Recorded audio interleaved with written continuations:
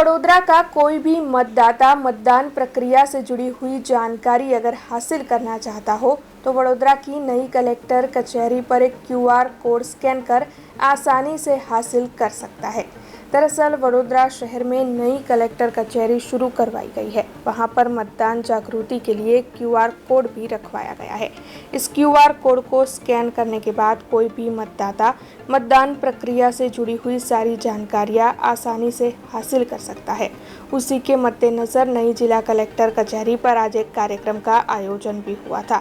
जिला collector BM Shah और अन्य अग्रणियों की मौजूदगी में मतदान जागृति से जुड़ी हुई ये जानकारियां कार्यक्रम के तहत सभी तक पहुंचाई गई थी।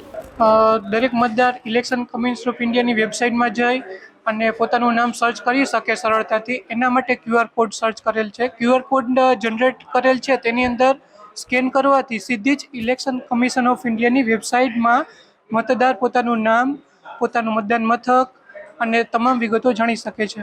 પોતાના મતદાદીમાં છે કે નહીં તે જાણી શકશે.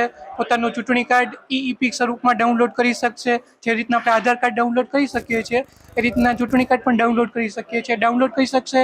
પોતે ક્યાં મતદાન કરવા જશે તેની તમામ વિગતો તેમાંથી મળશે. अब खबरों से लगातार अपडेट रहना हुआ आसान।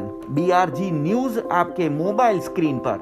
आज ही BRG न्यूज की mobile app Google play store और ऐप स्टोर से डाउनलोड करें और खबरों से लगातार जुड़े रहें।